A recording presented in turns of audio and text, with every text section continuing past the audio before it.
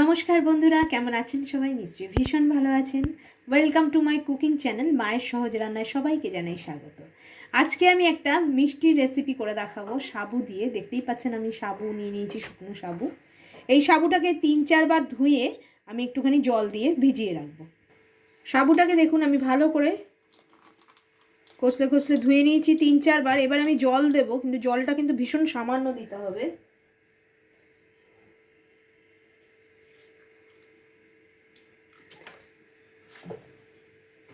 জলটা এমনভাবেই দিতে হবে যাতে সাবুটা একদম ভিজেও না যায়, একদম ডুবে না যায়। হালকা মতো জল দিতে হবে, বেশি জল কিন্তু একদম দিতে হবে না। আর সাবুটা কিন্তু জলটা সোক করে ফুলে যাবে। আমি প্রায় 1 ঘন্টার মতো এই সাবুটাকে ভিজিয়ে রেখে দেবো। আমি 1 ঘন্টার মতো ভিজিয়ে রেখে দিয়েছিলাম। দেখুন জলটা একদম শুকনো হয়ে গেছে। আর মাঝে মাঝে কিন্তু এভাবে নাড়িয়ে দিতে হবে, তাহলে তলার সাবুগুলো ওপরে চলে আসবে, আর ওপরে যে ভেজে নি সাবুগুলো সেগুলো নিচে গিয়ে ভালো করে ভিজে যাবে। আর দেখুন সাবুটা এরকম একটু দানা থাকবে, অথচ সেদ্ধ হয়ে যাবে। এইরকমভাবে কিন্তু জল দিয়ে ভিজিয়ে রাখবেন। আমি কড়াইতে একটুখানি ঘি নিয়ে নেব। গরম হয়ে গেলে আমি কিছুটা কাজু আর কিশমিশ নিয়ে নিয়েছি, এটা একটু ভেজে নেব। এটা একটু হালকা আমরা ভেজে নেব, বেশি ভাজার দরকার নেই। আমি কিন্তু আজকে সাবুর পায়েস বানাচ্ছি, আপনারা করে দেখবেন, এটা খেতে খুব ভালো লাগে। সাবু তো ভিজিয়ে বা সাবুর খিচুড়ি অনেকেই খান, কিন্তু সাবুর পায়েসটাও কিন্তু ভীষণ ভালো লাগে। সাউথে এই সাবুর পায়েস একটা রীতি আছে, সবাই করে, সেটা কিন্তু নারকেলের দুধ দিয়ে করে।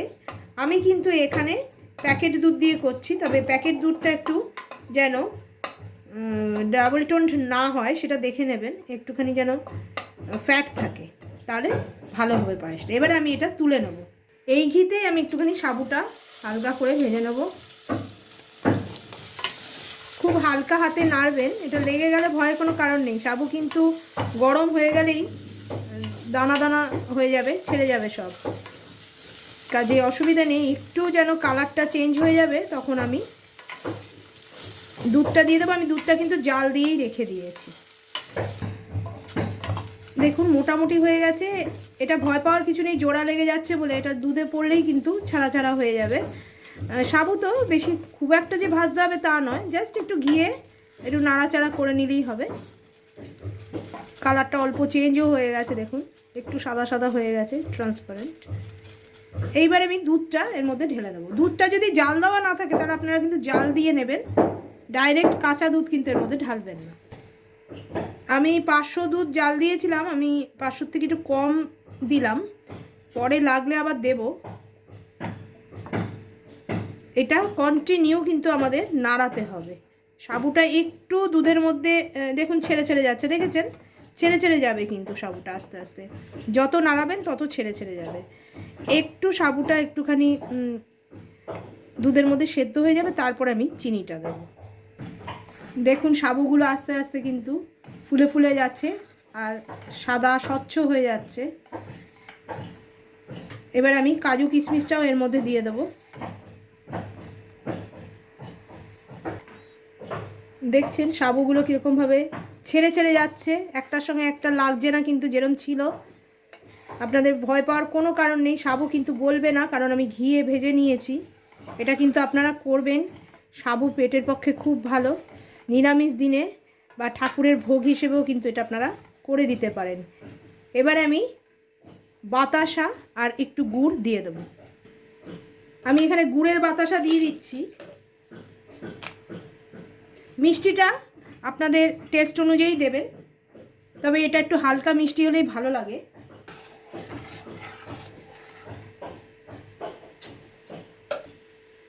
যে কোনো মিষ্টির রেসিপিতে একটু নুন লাগে, বিশেষ করে পায়েসে আমরা সবাই জানি। আমি একটুখানি এখানে নুন দিয়ে দিচ্ছি।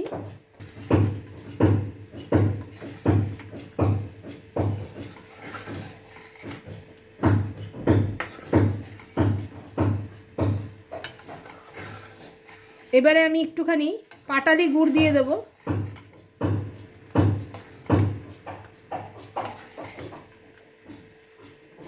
আমি অল্প একটু গুঁড়ো দিয়ে দিলাম কালারটার জন্য।